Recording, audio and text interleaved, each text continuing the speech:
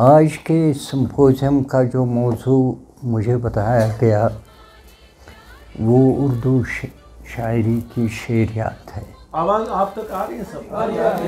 بس ٹھیک آ رہی اسی کے بارے میں کچھ باتیں عرض کروں گا جو مجھے پتہ ہے یا جتنا میرا مطالعہ ہے، جتنا میں جان چکا ہوں، کوشش کروں گا کہ آپ کے سامنے بھی ان باتوں کو رکھوں، اور یہ بھی امید ہے کہ آئندہ 2 دن میں اردو شاعری کی شعریات کے تمام خط و خال پوری طرح ابھر آئیں گے۔ سب سے پہلے میں آپ لوگوں سے بتانا چاہتا ہوں کہ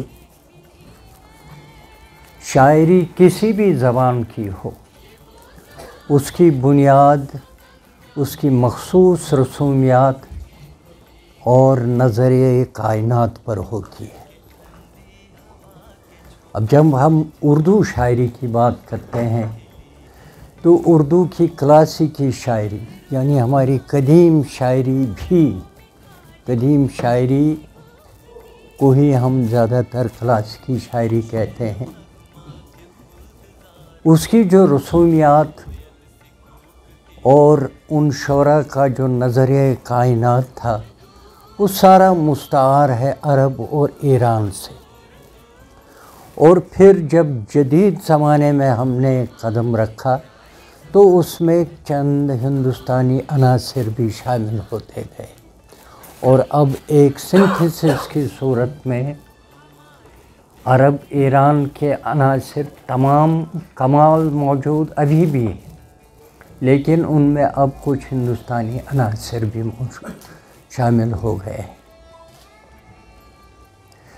تصور کائنات یا نظریہ کائنات اجتماعی بھی ہوتا ہے اور انفرادی بھی، اور یہ کوئی جامد اور ٹھوس چیز نہیں ہوتی ہے، وقت کے ساتھ ساتھ اس میں تبدیلیاں رونما ہوتی ہیں، یعنی تصور کائنات میں تبدیلیاں واقع ہوتی رہتی ہیں، اور ایک ہی لسانی معاشرے میں اجتماعی نظریہ کائنات بھی ہوتا ہے اور کسی شاعر کا انفرادی، وہ آپس میں متصادم بھی، متضاد بھی یا مختلف بھی ہوتے ہیں۔ یہ ضروری نہیں کہ سب کا تصور کائنات ایک ہی جیسا ہو، لیکن بنیادی فریم ورک ایک ہی ہوتا ہے۔ تو شاعری کی بنیاد ہی یہی ہے، انہی کی روشنی میں شاعری تخلیق کی جاتی ہے، اور اسی رسومیات اور انہی تصورات کائنات کی روشنی میں شاعری کو سمجھا بھی جاتا ہے اور پرکھا بھی جاتا ہے۔ ابھی شعریات کی بات میں نہیں کہہ رہا ہوں، ابھی میں رسومیات کی بات کہہ رہا ہوں، کیونکہ وہ بھی ضروری ہے، وہ بھی ہر لسانی معاشرے، ہر زبان کے ساتھ اپنی رسومیات مخصوص ہوتی ہے، جس کی بنا پر ہم شعر کو سمجھ سکتے ہیں اور اس سے لطف اٹھا سکتے ہیں۔ اگر مثال کے طور پر اردو کے کسی شعر کا ترجمہ کسی یورپین زبان میں کیا جائے، کیونکہ تقریباً تمام مشرقی زبانوں کی رسومیات ایک جیسی ہے، اردو، فارسی، عرب، یہ اس کی رسومیات اور وہ چیزیں جن کی بنا پر شعر وجود میں آتا ہے وہ کامن ہے، مشترک ہے۔ اگر یورپین زبان میں کسی اردو شعر کا ترجمہ کیا جائے، مثلاً غالب کا ایک شعر ہے،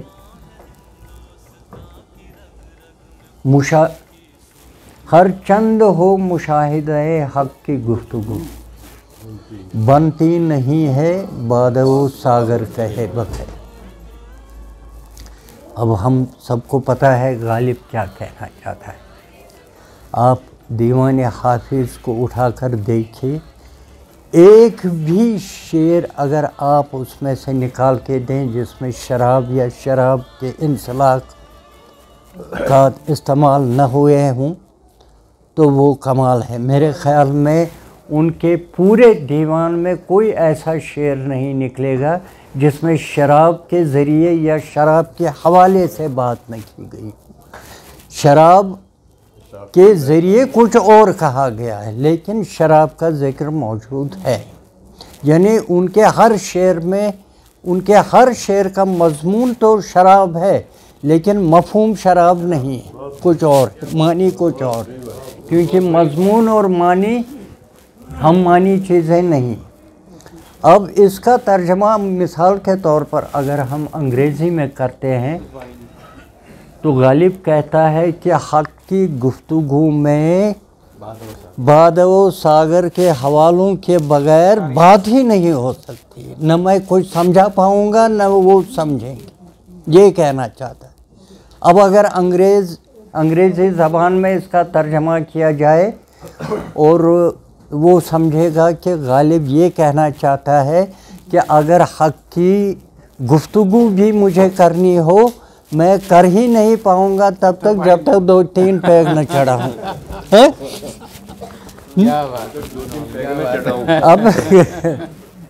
اب یہ اس نے بالکل الٹا سمجھ لیا، کیونکہ اس نے اپنی رسومیات کی روشنی میں شعر کو پڑھا اور سمجھا، اور ہم اپنی رسومیات کی روشنی میں شعر کو پڑھتے ہیں اور سمجھنے کی کوشش کرتے ہیں۔ یہ ہے، انہی چیزوں سے شاعری کی شعریات بھی جنم لیتی ہے، ایک ہی ساتھ جنم نہیں لیتی، اس میں صدیاں لگتی ہیں۔ مثلا ہماری شاعری کی جو شعریات ہے اگر ہم اس سے واقف وجدانی طور پر نہ ہوں،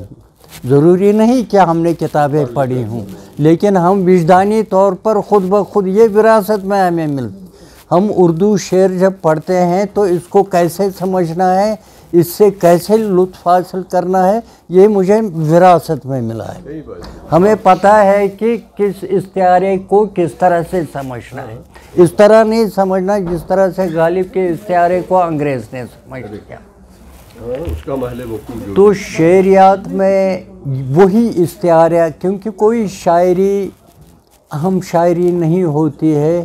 جو براہ راست ہو، دو ٹوک ہو اور بالکل حوالوں اور وسیلوں کے بغیر کہی گئی ہو، جو دو ٹوک اور بالکل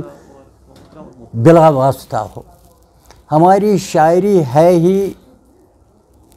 کنایوں پر مبنی، علامتوں پر مبنی، استعاروں پر مبنی، یا اور بھی صنعتیں ہیں وہ خیر شعریات کا حصہ نہیں، لیکن شعریات کے جو بنیادی عناصر ہیں وہ یہی ہے: تشبیہ، استعارہ، مجاز مرسل اور کنایہ، انہی چیز، اور پھر تلمیح، اور پھر صنعتیں وغیرہ وغیرہ۔ ان چیزوں سے اردو شاعری وجود میں آتی ہے، اور انہی چیزوں کو سمجھنے کی ٹریننگ ہر اردو قاری کو ہے، چاہے اس نے 2 کتابیں پڑھی ہوں یا نہ پڑھی ہوں۔ لیکن اگر استعارہ پیچیدہ ہو تو پھر نقاد کی ضرورت بھی پڑتی ہے تاکہ وہ رہنمائی کرے کہ اس استعارے کی سمت کیا ہے اور رفتار کیا ہے، یہ استعارہ۔ ورنہ عام طور پر اردو شاعری کو کوئی ان پڑھ آدمی بھی اس کے سامنے سے وہ محظوظ ہوتا ہے، وہ محظوظ ہوتا ہے۔ اور پھر اردو شاعری کی ایک اور خصوصیت یہ ہے غزل کی حد تک کہ یہ مبنی ہے مضامین پر، اور مضامین معنی نہیں ہے، یعنی کسی چیز کو مضمون بنا کے کوئی بات کہی جاتی ہے۔ مثلا ہجر کے بارے میں شعر ہے، یعنی اس شعر کا مضمون ہجر ہے لیکن مفہوم ہجر نہیں ہے، مفہوم اور معنی کچھ اور ہے۔ اسی طرح وصل کا مضمون ہے، یہ جو مضمون آفرینی کے ذریعے معنی آفرینی کا عمل ہے، یہ بھی شعریات کا حصہ ہے۔ اردو شاعری میں ان چیزوں کا بہت عمل دخل ہے، خصوصاً غزل کی حد تک۔ اگر آپ کوئی شعر کہیں گے تو اس میں لازماً کوئی نہ کوئی مضمون ہوگا، اور آپ کو کسی نہ کسی مضمون کا، چاہے پرانے گھسے پٹے پائمال مضمون کا ہی سہارا کیوں نہ لینا تو پڑتا ہے۔ اس کے ذریعے اگر آپ نئی بات کہہ سکیں تو پھر کمال ہے۔ اگر آپ کچھ بھی کہہ سکتے ہیں، ضروری نہیں، شاعری میں یہ ضروری نہیں ہوتا ہے کہ آپ نے کیا کہا ہے۔ شاعری میں ہر وقت اور ہر لمحہ یہ دیکھا جاتا ہے شاعر نے بات کو کس طرح کہا ہے۔ اگر خوبصورت انداز میں آپ نے ایک بات کہی ہے جو آپ سے پہلے درجنوں شاعروں نے کہی ہے تو کوئی بات نہیں، یہ چوری نہیں، یہ توارد نہیں، یہ سرقہ نہیں، یہ سب ڈھکوسلیں، یہ سب اصطلاحیں ہیں اور بے معنی اصطلاحیں ہیں۔ آپ باتیں تو وہی کرتے ہیں، مطلب زندگی آپ پیدا ہوتے ہیں مرتے ہیں، ازل کے دن سے یہ ابد تک جاری رہے گا، پیدا ہونا اور مرنا۔ تو آپ زندگی کے بارے میں، حیات کے بارے میں انہی دو حدوں کے اندر رہیں گے نا، باتیں وہی ہوں گی نا ہر دور میں، ہر زمانے میں۔ صرف فرق ہے کہ چیزوں کی طرف آپ کا رویہ تبدیل ہوتا رہے گا، آپ کا نظریہ تبدیل ہوتا رہے گا، اور آپ کا انداز بیان تبدیل ہوتا رہے گا۔ لیکن جو شعریات ہے وہ بنیادی فریم ورک اس کا وہی رہے گا، رسومیات کا بھی بنیادی فریم ورک وہی رہے گا، لیکن نظریہ کائنات اور تصور کائنات میں تبدیلیاں آتی رہیں گی، اور وہ غیر محسوس طریقے پر آتی رہیں گی، وہ انقلابی تبدیلیاں نہیں ہوں گی۔ یہ تینوں چیزیں ایسی ہیں جن کی روشنی میں ہم شعر تخلیق کرتے ہیں، جن کی روشنی میں ہم شعر سمجھتے ہیں، شعر سے لطف اٹھاتے ہیں۔ مجھے امید ہے کہ آئندہ 2 دن میں جو مقالے یہاں پڑھے جائیں گے وہ مبسوط مقالے ہوں گے، اور ان میں تفصیل سے بات کہی ہوگی، اور پوری طرح سے شعریات، اردو شاعری کی شعریات کیا ہے اس پر تفصیلی بات کی جائے گی، اور ہم جیسے طالب علم سے فائدہ بھی اٹھائیں گے۔